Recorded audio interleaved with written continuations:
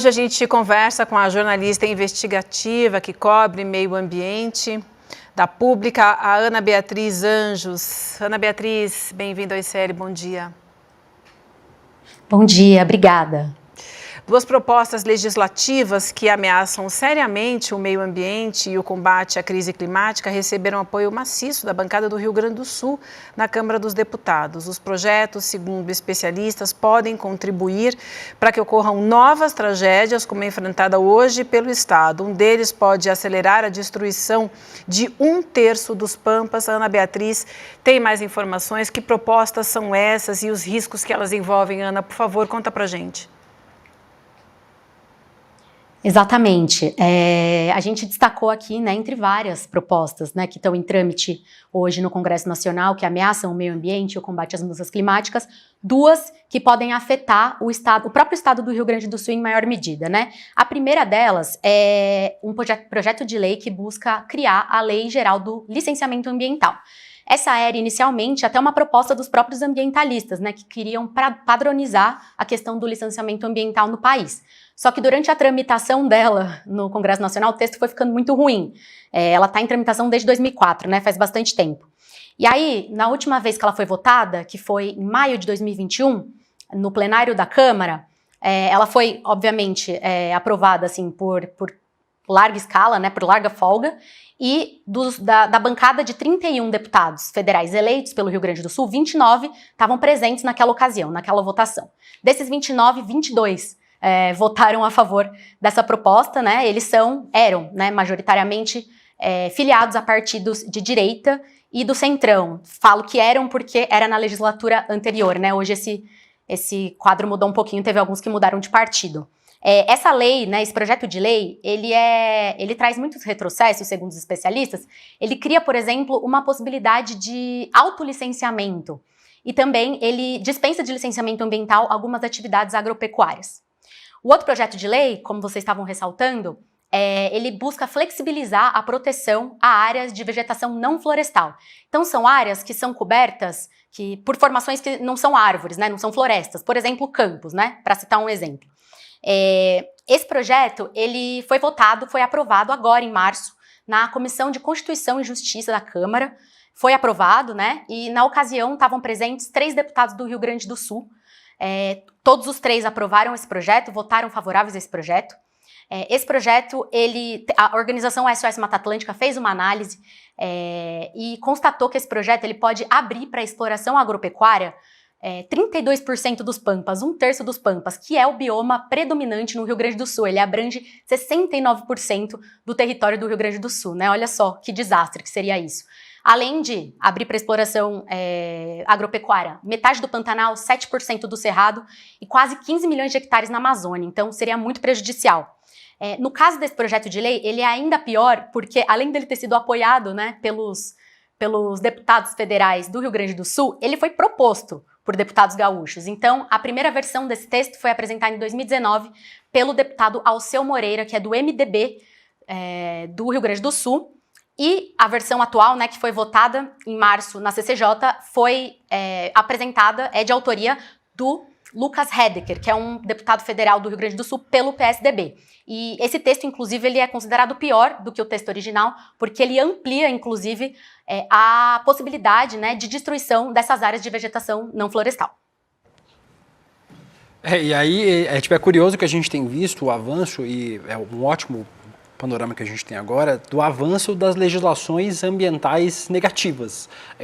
A gente está, como a gente teve agora há pouco, nessa entrevista que a gente teve agora há pouco com o Márcio, ele disse para a gente que continua avançando projetos contra o meio ambiente, mesmo quando a gente vendo a catástrofe acontecendo. E com a participação, curiosamente, de deputados do Rio Grande do Sul. O Lucas Hedeker, por exemplo, é um dos maiores antiambientalistas do Congresso Federal.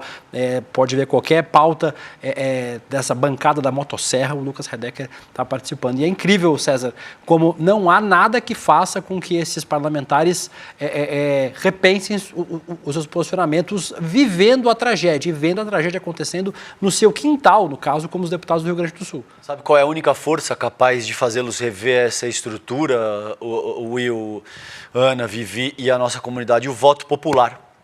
Então, me parece que isso deve ser um tema muito determinante, Ana, para as eleições municipais desse ano, porque o que está em jogo aí, me parece que é o que o William falou, a questão não estamos mais na beira do abismo, a gente já caiu, e a essa altura a gente está procurando algo para se segurar e evitar bater no fundo dessa crise climática, porque não se trata mais de, não, isso vai ser um problema daqui a alguns anos, tá? A gente está no meio da crise climática e me parece que a única força de promover algum tipo de reformulação nesse sentido, né, Ana, é o próprio voto popular, na medida em que os parlamentares percebem que eles deixam de ser eleitos com base nesse tipo de atuação, né, Ana? Exatamente, né? As mudanças climáticas têm tudo a ver com o que está acontecendo no Rio Grande do Sul. Acho que vocês devem ter falado isso muito nos últimos dias, mas a gente precisa pontuar isso o tempo todo, porque essa conexão ela não está muito clara ainda para a população brasileira, né, na maioria da população. Já é consenso científico que as mudanças climáticas elas tornam os eventos extremos, como essas chuvas que estão destruindo o Rio Grande do Sul, né, começaram na sexta-feira e que continuam até agora, as mudanças climáticas, né, os eventos extremos provocados pelas mudanças climáticas, eles aumentam a frequência e a intensidade. As mudanças climáticas aumentam a frequência e a intensidade desses eventos extremos. Então, assim, é consenso científico que isso acontece e a gente vê, né, a bancada do Rio Grande do Sul nos últimos dias atuando muito fortemente para enviar ajuda, né, para as pessoas que foram atingidas pelas chuvas, para reconstruir o estado, né, porque pelo que a gente vê nas imagens, a infraestrutura ali de várias cidades foi completamente destruída, foi completamente comprometida e é isso que tem que ser feito nesse momento, claro, né, as pessoas estão sofrendo, elas estão precisando das coisas mais básicas, é isso que deve ser feito, só que a gente precisa apontar a gritante contradição entre a postura desses parlamentares nesse momento pós-tragédia, em que obviamente há uma preocupação genuína deles com o estado deles, mas que eles também estão sendo cobrados, né, para enviar ajuda, e a postura deles no momento em que são discutidos e votados esses projetos de lei, né, no Congresso Nacional, que atacam a legislação ambiental, que atacam o combate às mudanças climáticas. Aí, como a gente vê, a situação muda bastante de figura, né? Muitos deles ali do Rio Grande do Sul, infelizmente não é uma exclusividade do estado do Rio Grande do Sul, isso a gente vê na grande maioria dos estados, votam ali sempre para atacar essas legislações, enfraquecer essas legislações. É importante lembrar que boa parte, né, a maioria da bancada do Rio Grande do Sul no Congresso Nacional, ela integra oficialmente a Frente Parlamentar da Agropecuária, né, a bancada ruralista. Então a gente vê que 16 dos 31 deputados e 2 dos 3 senadores do Rio Grande do Sul votam alinhados, né, com os interesses do agro, que frequentemente são contrários a essa pauta ambiental, a essa pauta climática. E, curiosamente, essa galera que está sumida agora durante a ajuda no Rio Grande do Sul, né?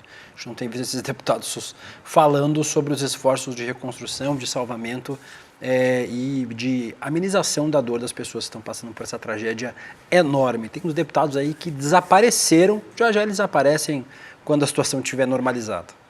E a reportagem da Ana Beatriz você acompanha na Pública. Fiquem atentos. Na semana que vem, na quinta-feira, a gente está de volta com Entre Linhas do Poder. Então, Ana Beatriz, muito obrigada. Bom dia para você. Até semana que vem. Bom dia. Obrigada. Obrigado, Ana.